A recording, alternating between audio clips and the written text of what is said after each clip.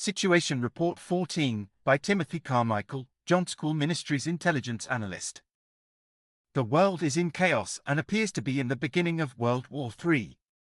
It seems the final nudge will come from the region around Israel as they seek to defend themselves from the enemies of God and freedom, known as Iran and its proxies. Many intelligence agencies are offering their assessments as to how the situation with Israel will play out and the timing for the escalation of hostilities. Many are attempting to predict if or when Iran will directly enter the fray and whether Israel will escalate attacks against terrorist leaders to a preemptive strike against Iran. The messages being delivered by the various agencies conflict in prognostication of timing, who moves first, and the level of escalation. The information coming directly from Israel does not make entirely clear what is coming next, but this is likely by design. One should not be surprised at the lack of clarity from the Western intelligence community as they tend to make their assessments from a Western perspective.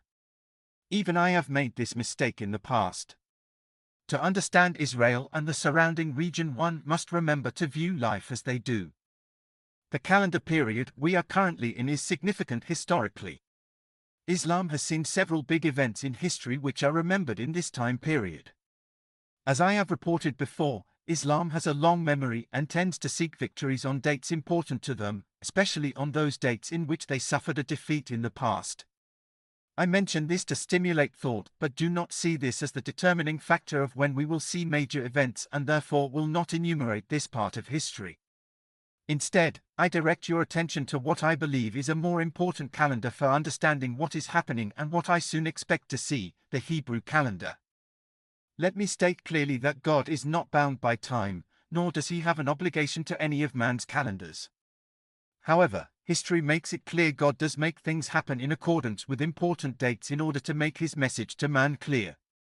When related to most world events, especially pertaining to Jews and Christians, he sends his messages by Jerusalem time, hence my focus on the Hebrew calendar.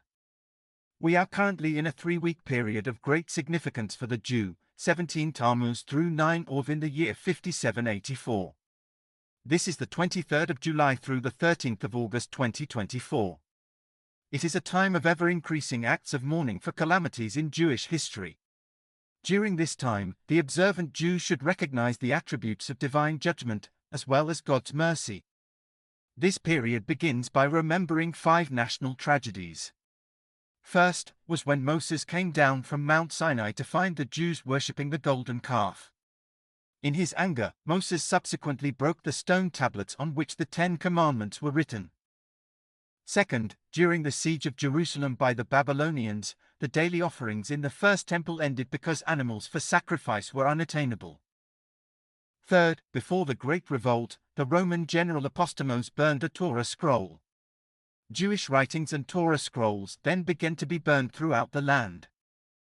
Fourth, the Romans placed an idolatrous image in the sanctuary of the Second Temple. Fifth, the walls of Jerusalem were breached before the Second Temple eventually fell. The rituals of mourning, forsaking pleasures, and avoiding danger increase until Rosh Chodesh Av begins the final 9 days. This culminates on 9 Av with the most solemn of observances as Israel has a national day of mourning. 5 events are remembered this day. First, in 1312 BC the Jews acted on the false report from the spies which had been sent out to investigate the land of Canaan. Because of this the Jews were forbidden to enter the promised land until the unbelieving generation died in the wilderness. Second, the first temple was destroyed in 586 BC by the Babylonians. Third, in 70 AD the second temple was destroyed by the Romans. 2 million Jews were slaughtered and 1 million were exiled. Fourth, in 135 AD the Bar Kokhba revolt was crushed by the Roman Emperor Hadrian. 100,000 Jews were slaughtered. Fifth, the temple and surrounding area were plowed under by the Roman general Turnus Rufus. The city of Jerusalem was rebuilt as a pagan city and renamed Aelia Capitolina. Access to the city was forbidden to Jews. This is only a sampling of national disasters, marking the beginning and ending dates of this calendar period, which are commemorated by the Jewish people. Many more which took place in this 3-week period could be listed. This time derives its name, within the straits, from Lamentations 1 verse 3, which says, Judah has gone into captivity, under affliction and hard servitude. She dwells among the nations, she finds no rest, all her oppressors have overtaken her within the straits. The calamities which came upon the Jewish people throughout history, in this calendar period, are the result of God chastising his chosen people in his effort to demonstrate his desire for their righteousness and acceptance of his love for them.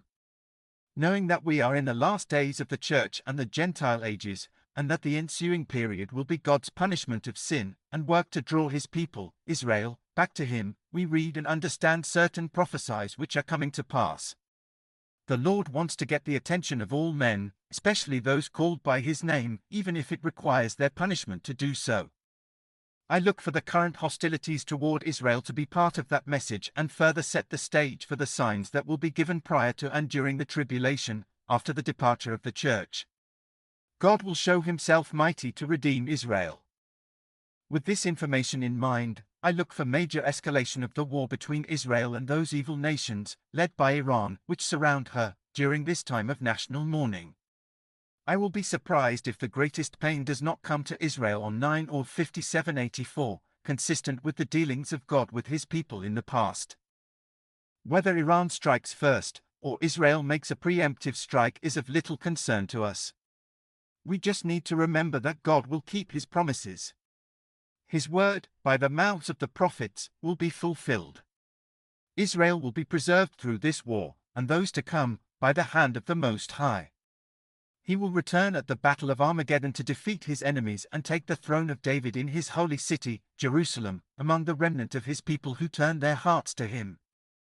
This has been a Jonsquill Ministries Situation Report. To learn more about us, visit our website at jonsquillministries.com. We appreciate you giving us a thumbs up and sharing this video. Be sure to subscribe and click the notification bell so you may know when we post new content.